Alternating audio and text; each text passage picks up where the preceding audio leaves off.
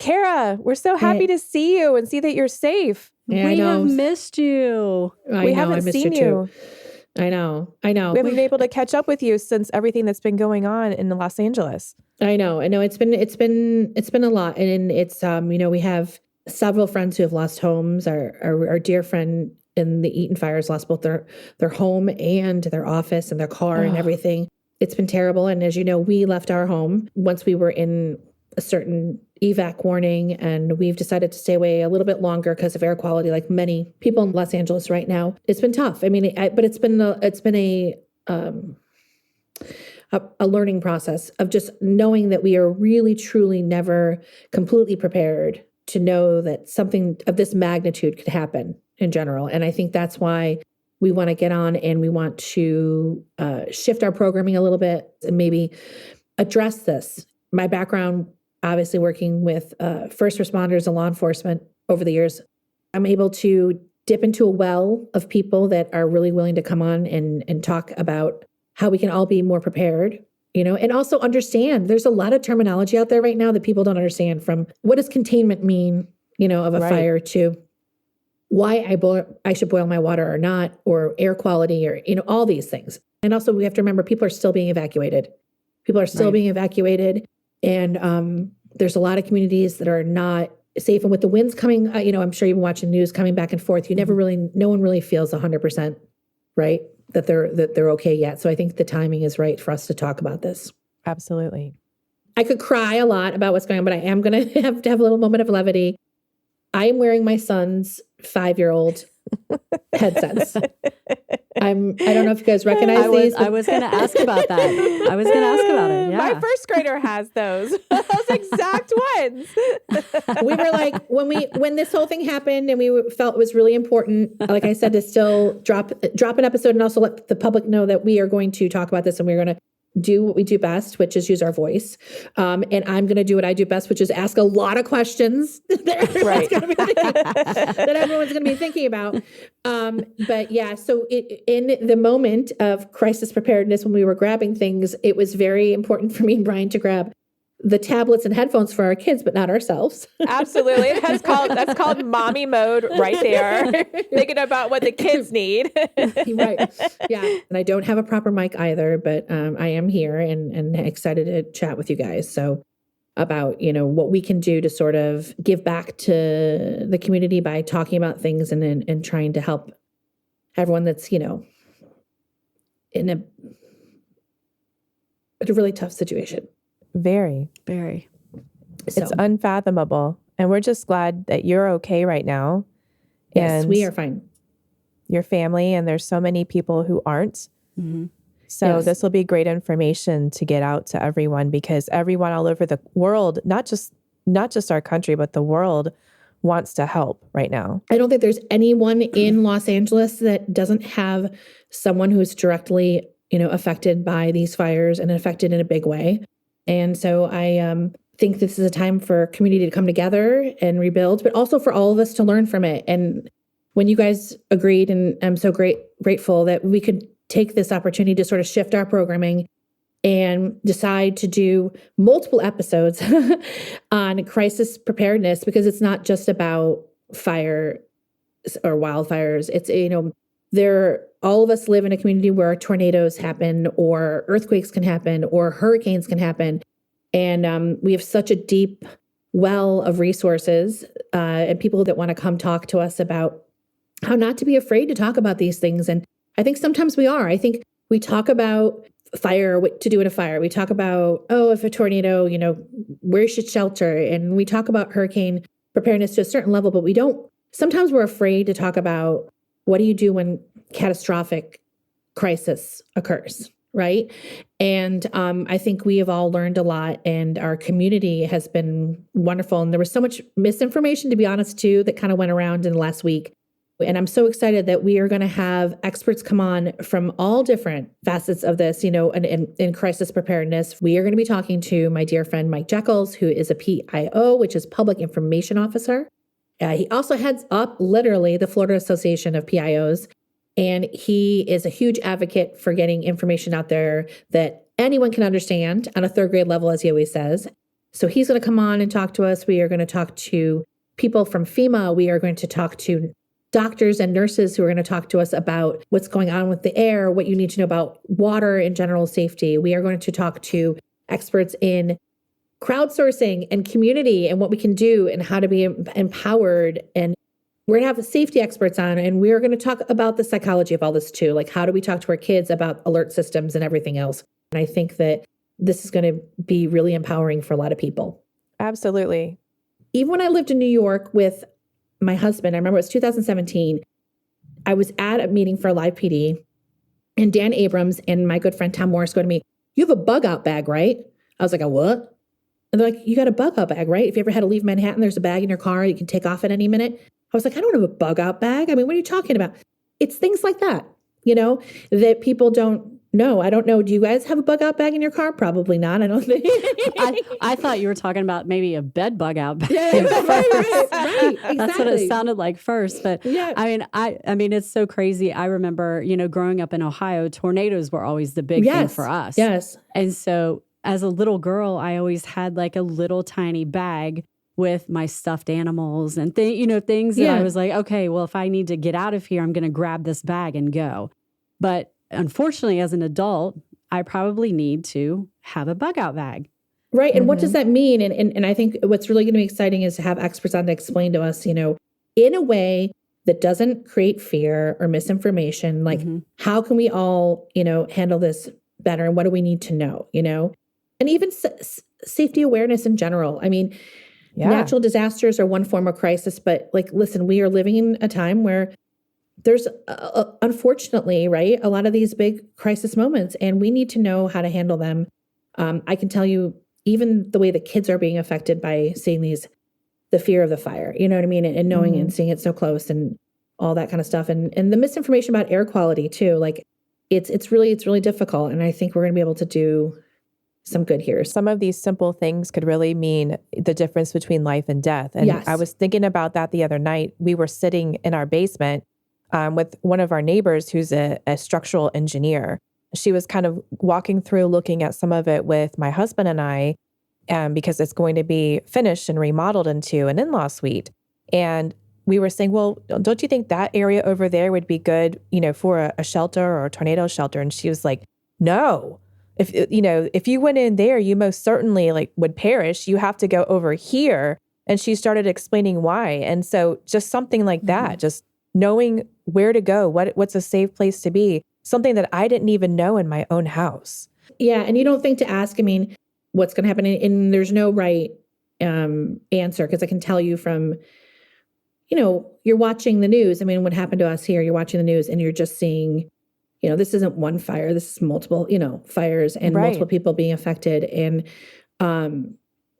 there's a feeling of helplessness. Yeah. We're going to actually have a community crowdsourcing expert come on for one of the episodes, which I'm super excited about. And literally, I can tell you personally, and I know that our segment producer, Ryan, had the same thing because he's obviously in Los Angeles with Brian and I as well. When misinformation happened, because there was a whole thing with the alert system where the alert went off for everybody and it should all have gone up for some people. But then the people it was supposed to go off for, which we happened to be one of those, were like, wait a minute. Is it going off for us or not? And we went and we could go into our community groups, and the dialogue, in our local community was really like, oh, hey, this is what I'm seeing. This is what I'm hearing. And that's so important. But on the other hand, we would see misinformation happen on other apps like Citizen, where somebody would put up a false fire in a garbage can, right? And it would create panic. And community is it's terrible. Community, but yet on the other hand, there's fire watch groups that started in Topanga Canyon. There's all these things that really, really did help people, you know what I mean? Because of community. And we're going to have an expert on about that too, as well. What we can all do to understand, what's going on in our community and also support each other. I think it's going to be important for simple things like, the air quality, because I'm sure that so many people are worried about how long does that last? And is an air purifier even okay? Is it going to do the job in my house? How long do I have to stay inside? There's so many questions that I have, and I don't even live there. I can't imagine how many questions that the residents there would have about things just like that. Is it okay to take my kids back? What if they breathe the air, And there's different levels. What I've learned, and that's why I wanted to bring someone on, is what I've learned is that there is the fire and smoke level, right? When you have the direct smoke on and what the air quality is, and certain masks can really help that. And then there's other particles, that are in the air that have nothing to do with necessarily the physical smoke. They have to do with what is burned.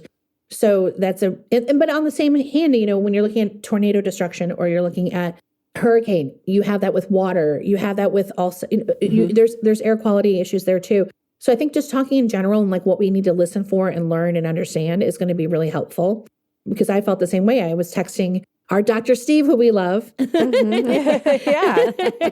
And saying, Dr. Steve, what do I need to worry about? Because this part's closed, this part's not. Or, half of my neighborhood is totally fine, but they're doing a controlled burn because by us, they were doing a controlled burn to help stop the fires, So it's just, I think that that's all really, really important information. And also like not to be afraid to talk about it. And I'm not saying that people are totally fearful of talking about natural disasters or not, but we only talk about it to a certain point, don't we? Well, unfortunately, we only talk about it after it's happened. Right. And so we really need to discuss it before it happens. Right. Or you don't think about it that it could actually happen. Like I was thinking the other day how Molly and I in our clinics, we have to put up, fire evacuation maps and stuff. But I don't think that we've really ever taken the time to sit down and really think about it. Actually, Jenny, I was in the when this was all going on, I was in the shower, and you know what I thought about? What? Is that we'd left, and the kids were calming the kids down, and we were safe, and I got in the shower and I go, you know what? I fly almost every other week.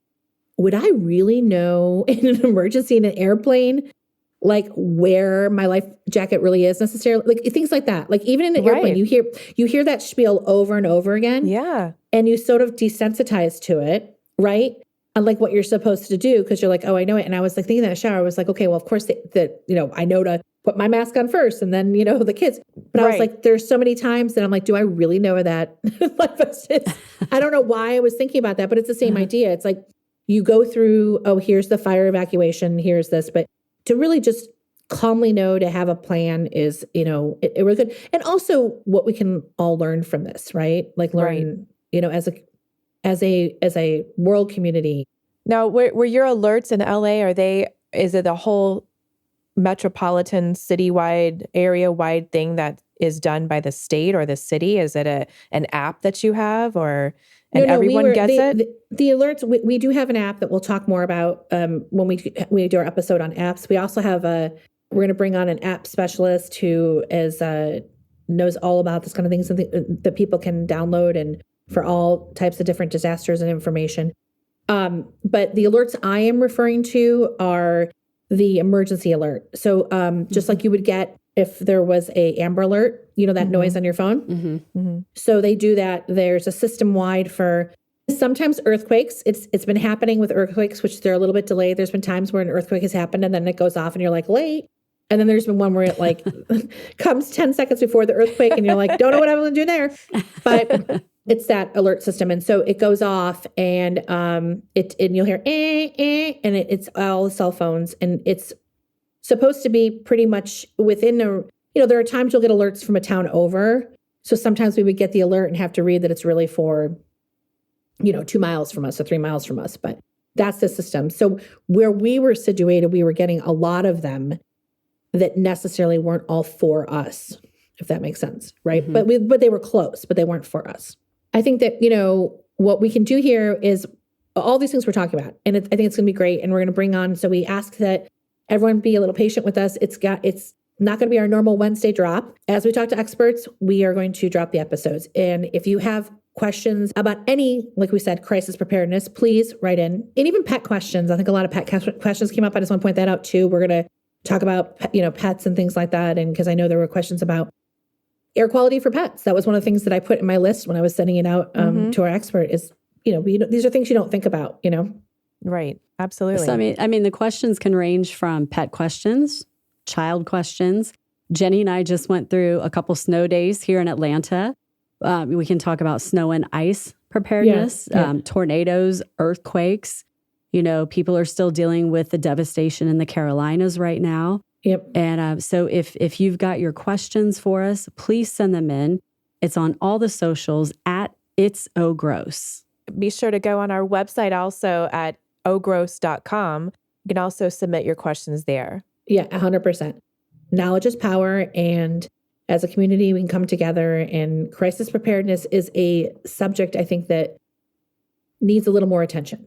Absolutely. Most importantly, I want to recognize and talk about our heroes, the first responders who have tirelessly been out there. And I mean, there has been miraculous things that have happened when they're up against, wind and the odds and everything. And we are really, really lucky that, the first responders and the ones who there are people who have been coming from other states, other countries. Mm-hmm. This whole series that we're going to do on crisis preparedness is a big shout out to all of our first responders. And, thank you so much for everything you do. And just because I have to have a tiny bit of levity, I do want to show everybody my nails. Thank you, because you just made me cry a little bit, and that made me laugh. Well, we're just so grateful that you and the family are safe. Yes. And I'm grateful that we're going to be able to do this series of podcasts. Yes, about absolutely. Subjects. To help everyone. And to see your face makes us so happy, because I know we've been so worried about you. And yes, Georgia is for LA, and we are praying for everyone and wishing everyone the best and anything we can do to help. And we love you, and we're so glad you're okay. Oh, I love you guys too. Look, in solidarity, Kara, I haven't had my nails popped off. So.